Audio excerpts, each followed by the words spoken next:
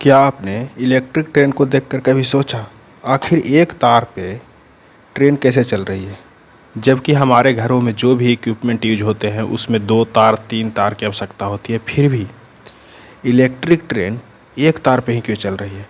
और ख़ास बात तो ये है कि इलेक्ट्रिक ट्रेन एक तार पे और उच्च एसी वोल्टेज पर चल रही है। तो चलिए देखते हैं। और उसमें यूज होने वाले मोटर भी होते हैं, वो 3 फेज मोटर होते हैं। तो 3 फेज में कहाँ और कब कैसे कन्वर्ट होता है, इसके बारे में चर्चा करेंगे। तो चलिए इस चैनल पर बने रहें, और नया है तो इस चैनल को सब्सक्राइब लाइक ज़रूर करें। अब देखिए, ऊपर में आप देखते होंगे कि ऊपर में 2 तार लगा होता है। ओवरहेड में कितने तार होते हैं? 2 तार, एक ऊपर वाला एक नीचे वाला। बेसिकली ट्रेन कनेक्टेड रहता है नीचे वाले तार से, ठीक है। ऊपर वाले तार को बोलते हैं OHE, इसको बोलते हैं ओवरहेड इक्विपमेंट। इसमें वोल्टेज रहता है, इसका वोल्टेज रहता है 25 kV, 25 किलो वोल्ट। कितना रहता है? 25 किलो वोल्ट।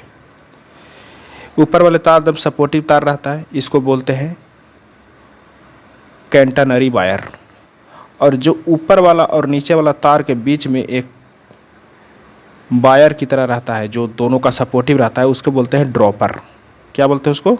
ड्रॉपर बोलते हैं। चलिए, ऊपर वाला तो काम क्लियर हो गया। ऊपर वाला से जैसे ही यहाँ पे 25 किलो वोल्ट AC वोल्टेज रहेगा। कितना रहेगा? 25 किलो वोल्ट AC। अब पेंटाग्राफ से टच होगा, इसमें पेंटाग्राफ से टच होगा तो टच होकर के पेंटाग्राफ से सर्किट ब्रेकर तक आएगा। कितना? 25 किलो वोल्ट।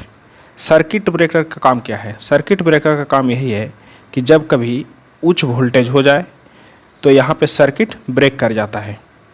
यानी कि सर्किट ब्रेक होने से क्या होगा कि अंदर का जो इक्विपमेंट है वो ख़राब होने से बच जाएगा। यहाँ पे सर्किट ब्रेकर के पास आया, सर्किट ब्रेकर से अब ये आएगा ट्रांसफार्मर में।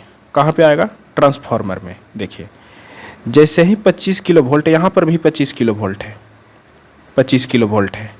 अब यहाँ से आ गया ट्रांसफार्मर में। अब ट्रांसफार्मर का काम क्या है? ट्रांसफार्मर 2 प्रकार का होता है, एक स्टेप अप ट्रांसफार्मर और एक होता है स्टेप डाउन ट्रांसफार्मर। ट्रांसफार्मर का काम AC से DC और DC से AC बदलना काम नहीं है उसका। ट्रांसफार्मर का काम बस इतना ही है कि वोल्टेज को उच्च करना और वोल्टेज को नीम करना।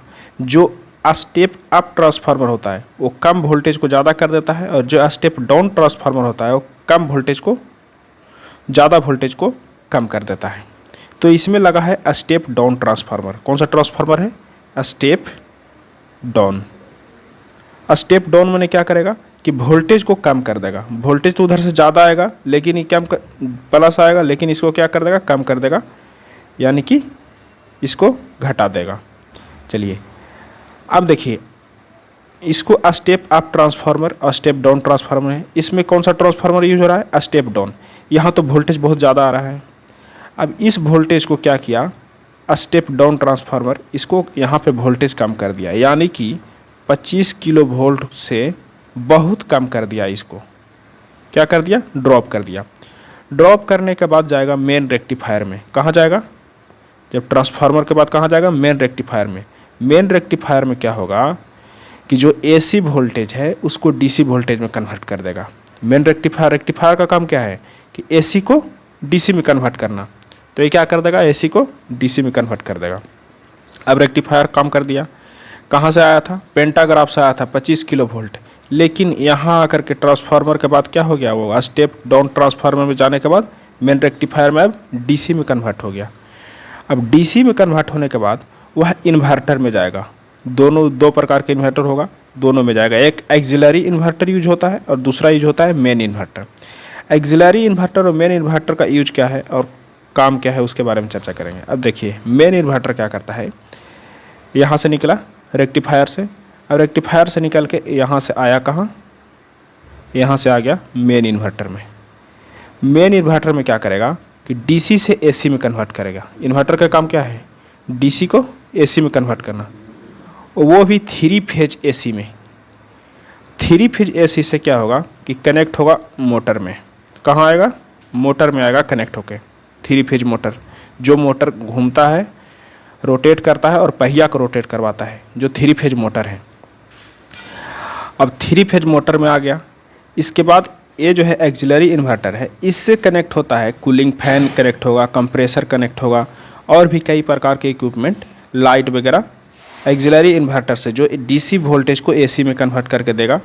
इससे जो छोटा छोटा इक्विपमेंट है इसमें जाएगा, लेकिन मेन इन्वर्टर से कहाँ जाएगा? पहिया में। अब देखिए एक चीज़ क्या है कि जब यहाँ से 25 किलो वोल्ट से 25 किलो वोल्ट का करंट आएगा और वो कभी उच्च कभी निम्न होगा, तो इसके लिए एक इक्विपमेंट है, उसको बोलते हैं अर्थिंग। क्या बोलते हैं? अर्थिंग। वो अर्थिंग कहाँ जाता है? वो अर्थिंग पहिया से कनेक्ट होता है। जब वोल्टेज का उच्चता होगी तो कहाँ जाएगा? लघु पतन होने के लिए वो जाएगा पहिया में। पहिया में जाएगा एक्सल ब्रश में। कहाँ जाएगा? एक्सल ब्रश में जाकर के कनेक्ट हो जाएगा। तो लघु पतन में क्या हो जाएगा?